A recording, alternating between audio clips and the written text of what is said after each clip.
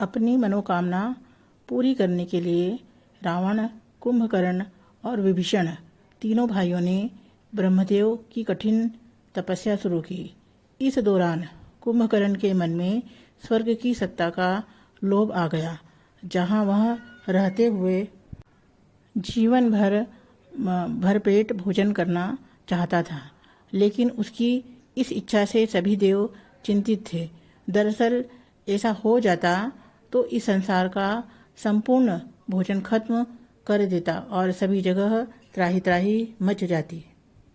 रामायण भले ही राम और रावण के इर्द गिर्द घूमती दिखती हो, लेकिन इसके कई पात्रों की समय के अनुसार बहुत बड़ी भूमिका सामने आई है।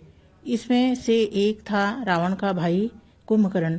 उसकी माँ केकसी राक्षस वंश की थी, तो पिता विशर्वा ब्राह्मण थे। अपनी मनोकामना पूरी करने के लिए रावण, कुंभकर्ण और विभीषण तीनों भाइयों ने ब्रह्मदेव की कठिन तपस्या शुरू की।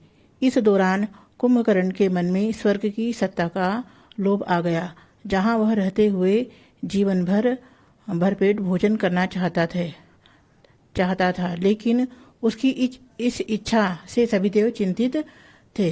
दरअसल ऐसा हो जाता तो संसार का सारा भोजन खत्म कर देता। सभी जगह त्राही त्राही मच जाता। परेशान सभी देवी देवता ब्रह्मदेव से निदान पाने पहुँचे, तो माँ सरस्वती उसके निवारण की जिम्मेदारी उठाती है। वे देवताओं को बताती है कि तपस्या पूर्ण होने पर कुंभकर्ण जब वरदान मांगेगा तो मैं उसकी जीभ पर बैठ जाऊंगी, जिससे वह बोल नहीं पाएगा। कठिन तपस्या पूरी हुई और ब्रह्मदेव प्रसन्न होकर उसे दर्शन देते हैं।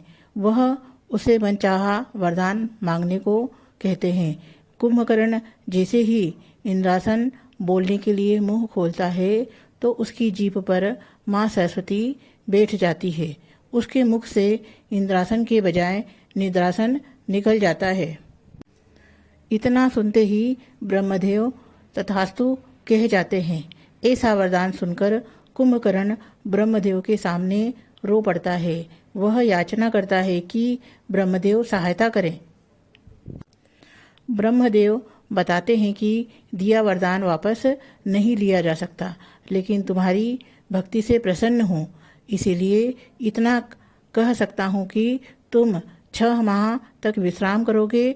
6 माह पूरे होते ही एक दिन के लिए जागोगे और फिर 6 माह के लिए सो जाओगे।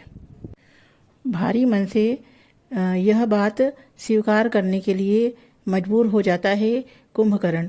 इस तरह कुंभकर्ण का वरदान ही उसके लिए अभिशाप बन जाता है। वो 6 माह सोता है और एक दिन उठकर भरपेट भोजन करता है और रिश्तेदारों से मिलकर वापस सो जाता है।